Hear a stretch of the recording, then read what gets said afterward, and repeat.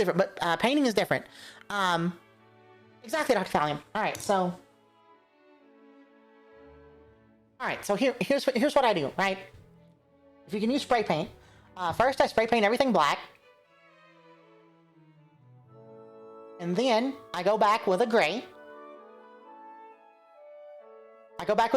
And I kind of go from the top. And I spray down from the top with a gray. I like Games Workshop's Gray Seer. It is expensive for a spray paint, but it's really thin, so it's really good for zenithal, which is what this method's called. You'd have to play around if you wanted to use a different company.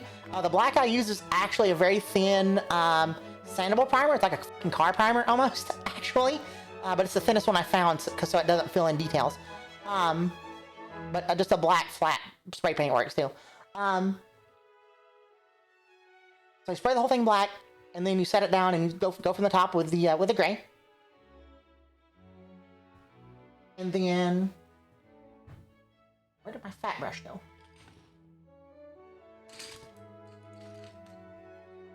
Where the fuck did my dry brush go? I set it somewhere to dry and I forgot where I put it, chat. And then, yes, RGB keyboard, yes. And then I use a fucking makeup brush. This is a large one. I don't know where my smaller one is. You take just this is a makeup brush, like a cheap one from like where the fuck ever you can get the cheapest ones at. But the big puffy ones, like the soft ones. This is a little large for what I'm working on right now. I have a smaller one, but it's this kind of fat head bristle. And then what you do is, where did I paint?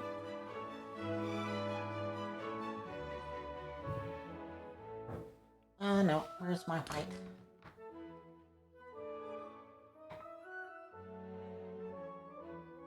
And then I will use a white. Let me shake this white up a little bit.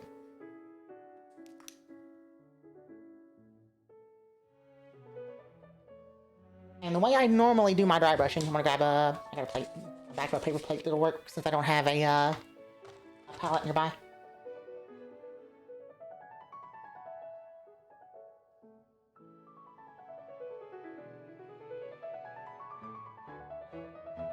So I'm gonna grab some paint.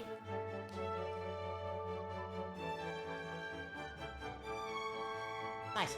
And so, lay my paint on my palette.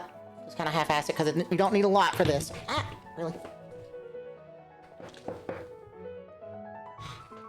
God damn it. As I drop everything. And so I get the barest of bare paint on my brush. Like you can barely even see it. You see how fine that goes on my hand?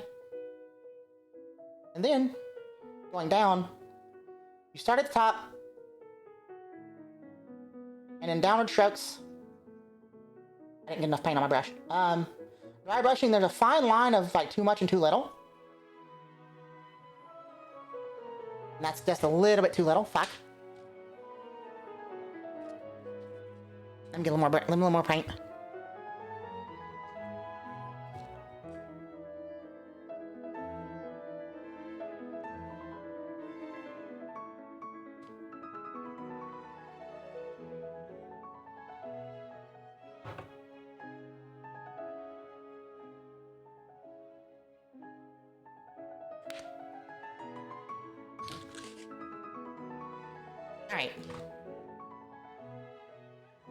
Alright, so you see how light that's coming off of my hand? So you start from the top and you go down. This is still a little bit heavy on the paint, so I'll knock a little bit off my finger. You start at the top, go down.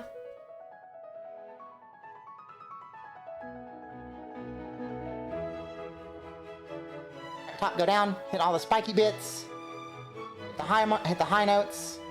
Hit the teeth, hit the claws. If you've got a little weird spot, you can kind of go under. But always go down from the top, because that's where your light normally shines through. And you see I'm just kind of smacking it with it, but like I'm just kind of like it's... You'll eventually, like the pressure, like learning the pressure for the dry brush is the hard part.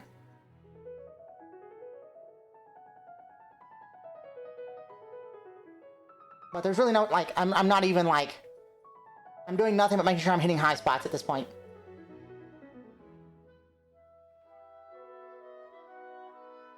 If I want a little more on the spines, I'll go sideways with it, but not very much.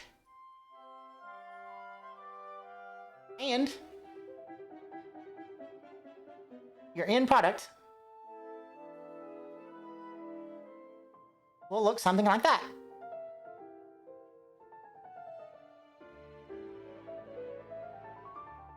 After you do your dry brush. So we've got a black, a gray, and a white.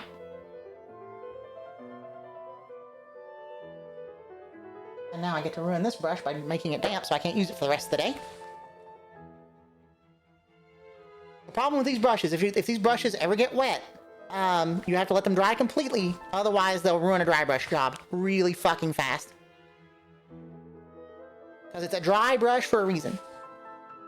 Like, dry brush means, like, the paint that's coming off the brush is literally like that. Like, it's a super fine, thin layer.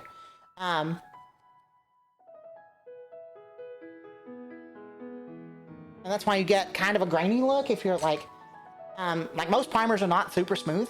So, like, come on, camera. Work with me for a fucking 5 seconds. If you look at it, you can see, like, the little graininess that's there.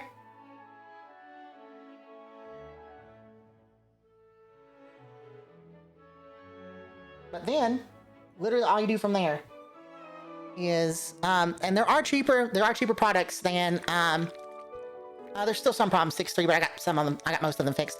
I'm still having problems when games overload the thing though.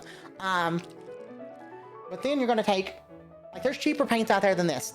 Citadel Contrast is pricey. But, I prefer it. For some things, like, every company has strengths and weaknesses. The Citadel Contrast happens to be good with, like, reds and blues. And darker colors. The lighter colors, not so much. But there's, like, 3 or 4 different companies out there that make the same style. You got Army Painter Speed Paints, and there's one from Green Stuff World. So, yeah, so then all you do with contrast is you literally just plop it on top, move it around, make sure you don't get any puddles anywhere. Like, you want it to pool a little bit in the recesses, but not, like, excessively. Otherwise it does what's called coffee staining, which is where you have, like, a dark spot, right? These guys are not so bad for it because there's nothing really flat on them, so there's a lot of, like, crevices and stuff you can move the paint into. You see how thick it is right now? Like, it's real thick on top, and I loaded the brush up and kind of slide it on top, and I'm basically going back and moving that around as needed to the model.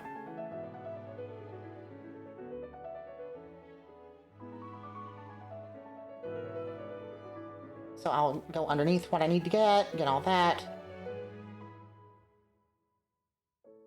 Go back and grab some more, since I do have a lot there.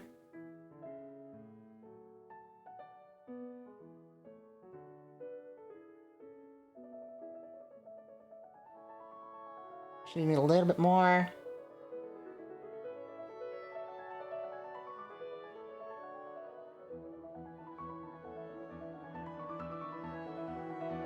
The rest of his face.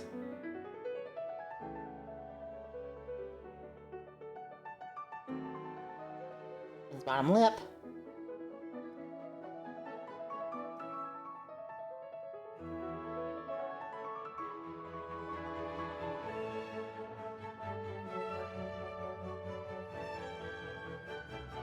And I think that's it for that one. Any knees you might miss?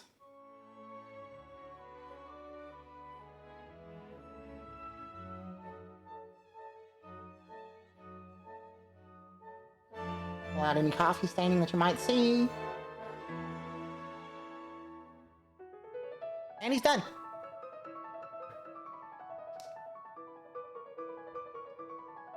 Made my stop motion figure painting a whole lot more efficient. Oh, thank you. Showing you how to do the which part.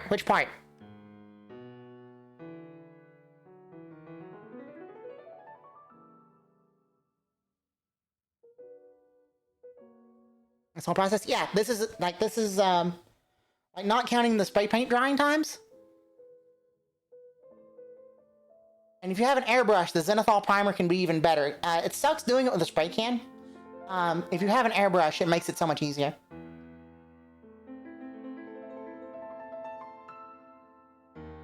Oh yeah, see? You've got highlights, you've got shadows. Like sitting on the table, he's gonna look mostly like this right here.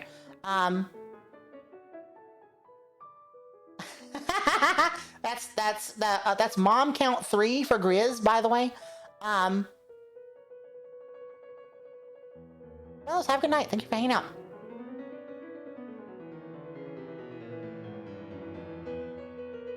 Yeah, Bells. I've been starting earlier too, though, since Cab is off for the month. I've been starting earlier.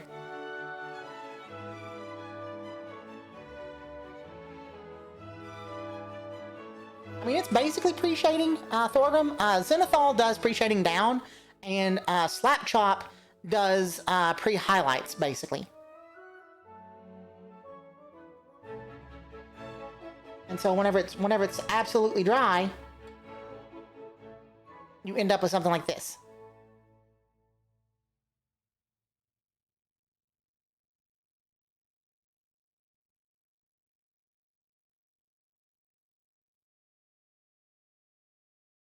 Yeah, I do 263. The problem is, when I get a job, it'll probably get fucked up again. Like I said, unless people are super generous, there's no way I can make this sustainable. I'm already falling behind, so.